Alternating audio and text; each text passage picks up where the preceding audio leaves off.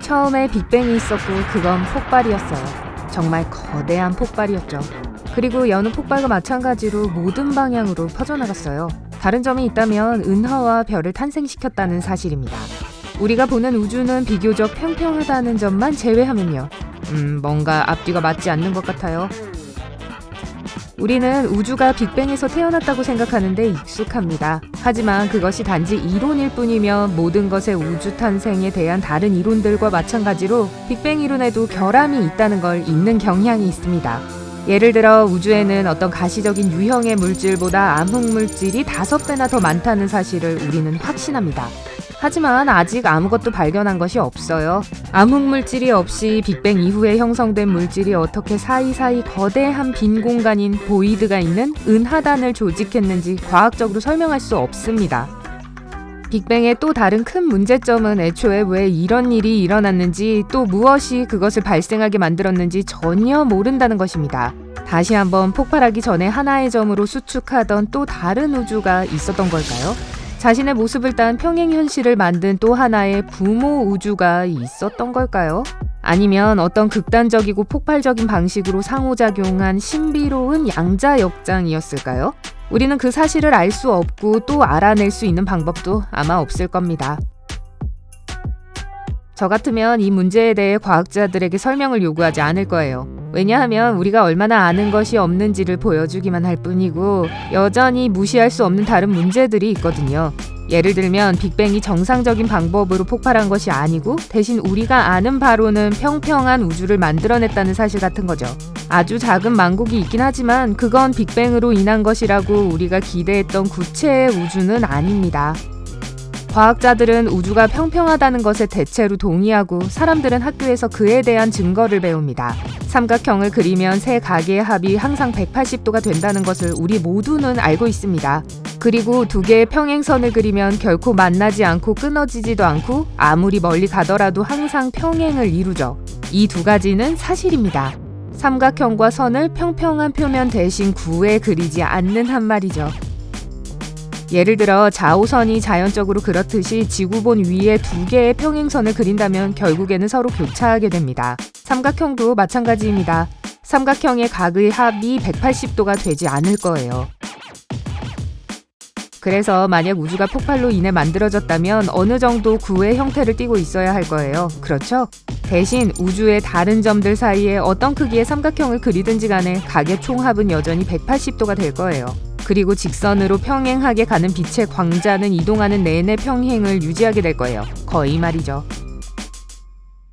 여기 광자와 관련된 또 다른 특이사항이 있습니다. 엄밀하게 말하자면 우주가 곡선 형태라면 광자는 애초에 직선으로 이동하지 않을 거예요. 광자는 주변의 물체의 중력에 의해 당겨져서 경로를 바꾸는 것으로 알려져 있습니다. 이 효과를 중력 렌즈라고 부릅니다. 질량이 있는 모든 것은 이 효과를 냅니다. 심지어 여러분도요. 하지만 아주 미미한 수준이기 때문에 관찰의 의미가 없어요. 여러분의 몸을 행성, 그리고 별, 은하, 전체 은하단과 같은 거대한 것들과 비교해보세요. 무슨 말인지 알겠죠?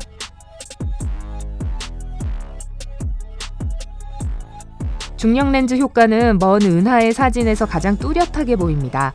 그 은하로부터의 빛이 우리에게까지 다다르려면 그 사이에 있는 여러 개의 다른 은하단을 통과해야 합니다. 결과로 얻어진 사진은 왜곡돼서 마치 누군가 이미지 편집기로 사진을 가지고 장난을 친 것 같은 이상한 모습을 하고 있죠. 실제로 이 먼 은하들은 우주의 다른 은하들과 비슷하게 생겼지만 빛의 중력 렌즈에 의해 휘어지기 때문에 이미지가 왜곡된 것이죠. 이 사진들이 엉성하고 왜곡됐긴 했지만 여전히 우주가 평평하다는 것을 증명합니다. 왜냐하면 곡선 우주에는 그러한 사진들이 거의 해독이 불가능할 테니까요. 그럼 결론이 나왔네요. 우주는 평평합니다. 이제 마무리하죠? 글쎄요. 변화무쌍한 과학의 세계에서는 그렇게 간단하지가 않아요. 이전에 성립된 모든 이론을 뒤집을 새로운 증거나 연구가 항상 나오니까요. 2019년 네이처 천문 과학저널에 발표된 이 새로운 이론은 우주의 시작에서 오는 빛이 너무 구부러져 있기 때문에 우주가 평평하다고 볼 수는 없다고 말합니다.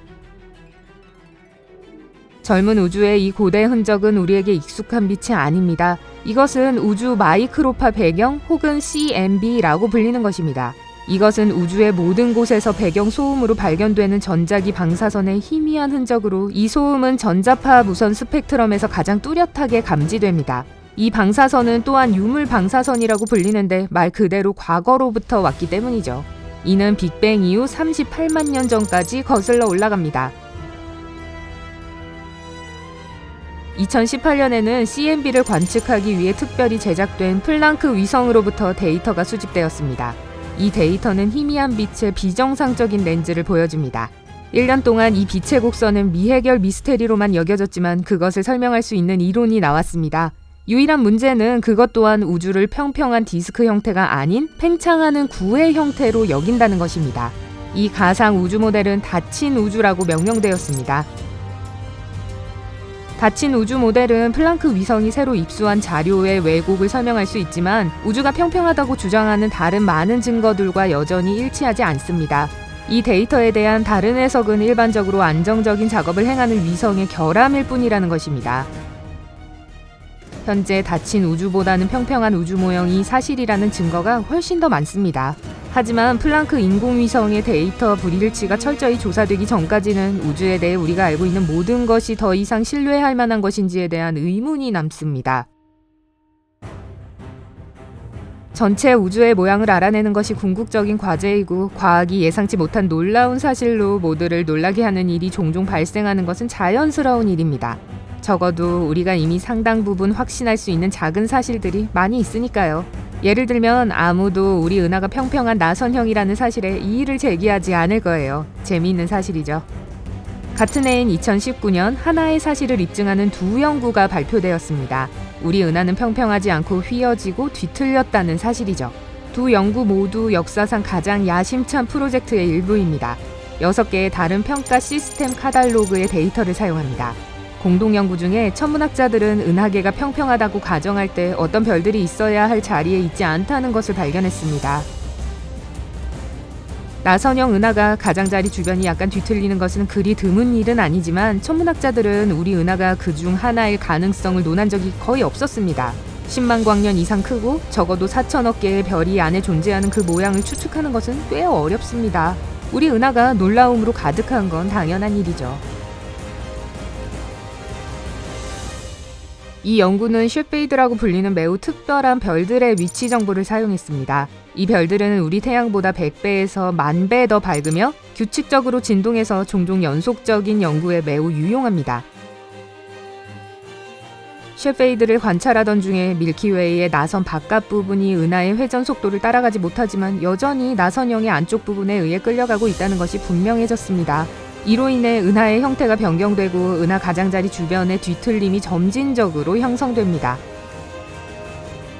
머릿속이 아주 복잡해졌어요. 제가 아는 분명한 사실은 제가 밀키웨이를 좋아하고 특히 얼려 먹으면 맛있다는 겁니다.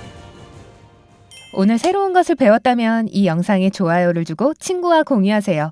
여기 여러분이 좋아할 만한 다른 멋진 비디오들이 있습니다. 왼쪽 또는 오른쪽을 선택하고 삶의 밝은 면에 머무르세요.